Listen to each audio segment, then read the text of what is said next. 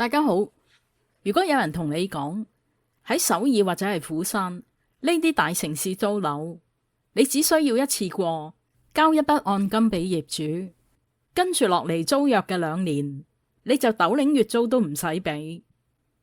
2年合約滿咗之後，你交翻條鎖匙俾業主，業主就會原封不動將嗰筆幾百萬嘅按金全數俾翻你。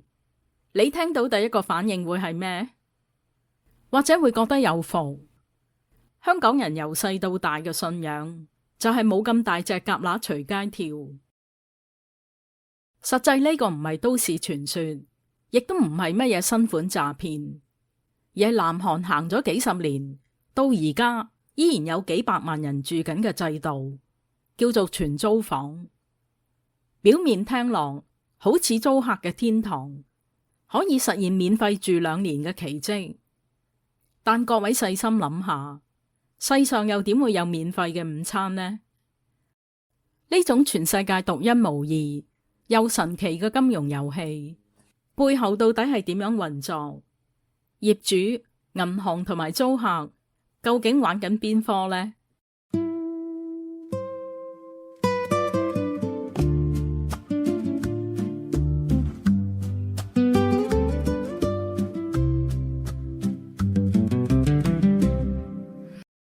我哋首先要推翻固有嘅認知，喺香港或者外國，業主買樓出租講嘅係租金回報率，用收翻嚟嘅租金供樓或者係養樓。但喺南韓，業主就唔係好在乎嗰幾千蚊月租，佢哋嘅核心邏輯叫做無本炒樓。大家或者會問，業主要錢去買樓，點解唔去問銀行借呢？原因要追溯翻70至80年代嘅漢江奇蹟。當時南韓嘅經濟飛升，傳統銀行嘅資金全部優先借晒俾三星、現代呢啲大財閥。普通人想買樓，銀行根本唔會借，就算借，利息係10幾20厘咁高。喺正規金融系統失靈嘅情況下，民間就演化出全租房呢種產品。業主兜過銀行，直接揾租客做佢個人肉提款機。例如一層港幣100萬嘅樓，業主會收租客70至80萬嘅全租按金，呢個金額係樓價嘅7至8成。對業主嚟講，呢80萬係一筆唔使俾利息嘅巨額貸款。喺以前高息時代，業主只需要將呢80萬存入銀行收高息，利息就已經多過收月租。但而家係低息時代，業主揸住呢80萬，再加翻啲首期，就可以用低成本買入第2層樓，然後第2層樓又係咁樣放全租，揸住筆按金再去買第3層樓，如此類推。只要重複呢個操作10次，業主就可以揸10層樓。去到呢個位，已經唔係講緊正常嘅租務關係，而係以收租為名，玩嘅係民間槓桿借貸遊戲。聽到呢度，各位都一定會問，如果有80萬，點解自己唔去買，仲要俾咁大筆錢，俾3唔識7嘅業主，仲要免息俾佢用2年？萬一佢走佬，個租客去揾邊個？答案就係呢個產品之所以引誘人，因為佢製造一種你贏我贏大家贏嘅感覺。首先，對一般南韓人嚟講，全租房有強迫儲蓄嘅作用。佢哋認為2年之內唔使交租，除咗日常開支，成份糧都可以儲起。2年之後買樓就會有首期。第二，亦都係最重要嘅一點，南韓政府同埋商業銀行聯合推波助瀾。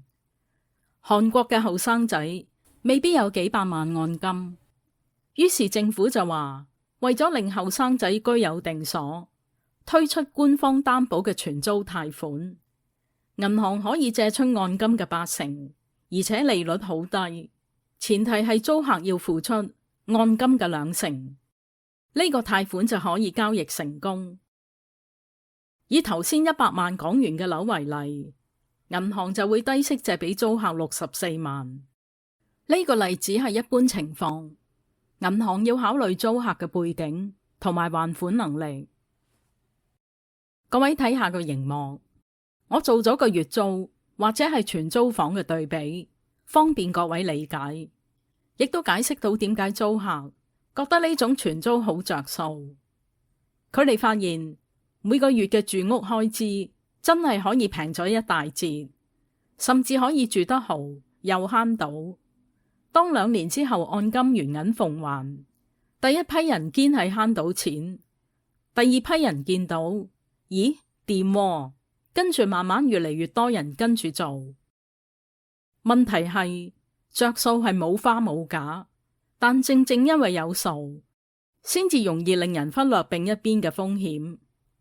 因為講到底，你唔單止係租客，你仲係借咗一大筆錢俾業主嘅債權人。銀行借錢俾人買樓，首先買家要自己俾首期，銀行借出去嗰筆錢有層樓做抵押，而且銀行會查收入、查信用、估計樓價、控制按揭成數，到真係出咗事，銀行仲會睇清楚自己嘅抵押權排第幾。所以玩全租房嘅業主係唔會揾銀行借，要佢俾利息，令佢覺得好蝕底。但全租房租客呢，租客將按金交俾業主，都要自己查清楚層樓究竟係按咗幾多，仲有冇其他優先債權，自己係排第幾，同埋層樓如果真係拍賣之後，究竟夠唔夠錢還俾佢？如果業主嗰層樓本身已經有按揭，甚至可能有其他債務，真係要去到拍賣嗰陣，唔係話層樓仲喺度，就等於你一定攞得翻晒筆錢。所以我就會話，不過係租層樓啫，點解會令自己多咗咁多嘢做？要查業權，又要查按揭，又要查債權排第幾，仲要識埋估價，咁不如去考翻個地產牌。呢個音樂椅遊戲如果要順利玩落去，有一個先決條件，就係下一手租客帶入嚟嘅錢最好唔好少過上一手。樓價一路升，全租價一路升嗰陣，梗係最好。舊租客2年滿約，下一個租客另外帶住一大筆按金入場，業主就有資金俾翻上一個。但係問題係，邊個會保證到下一手永遠都俾得起同一個價呢？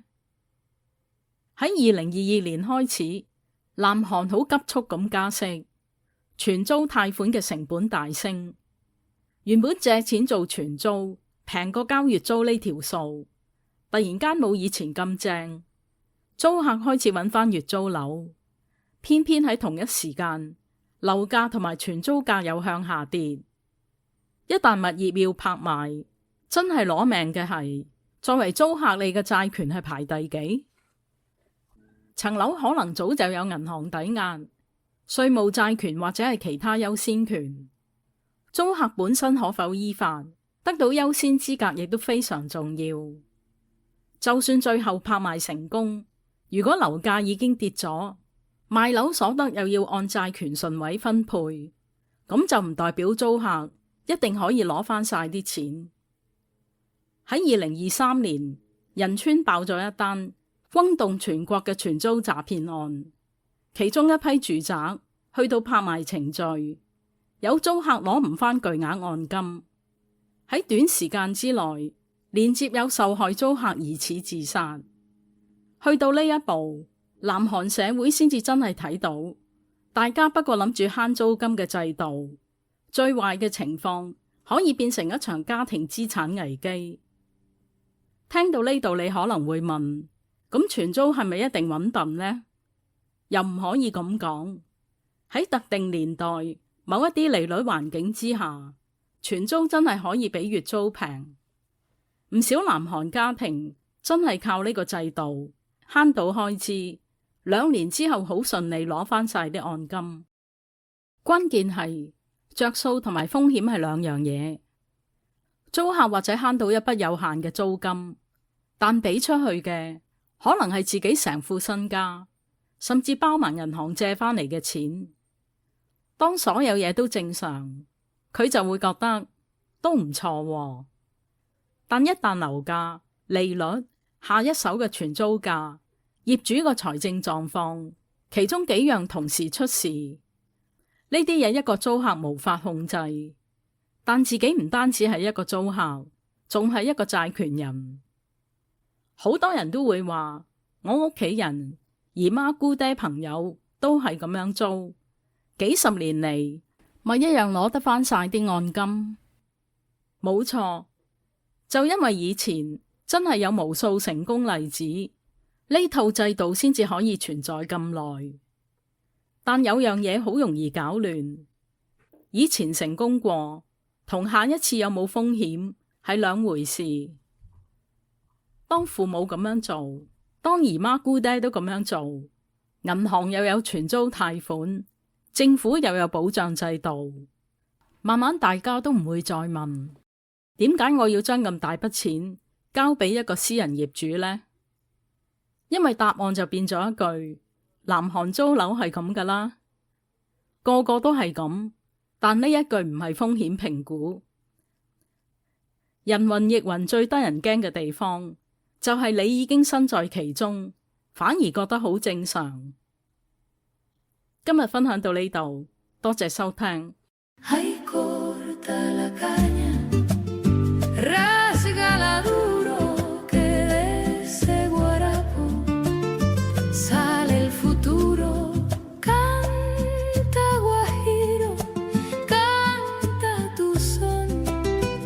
Zafra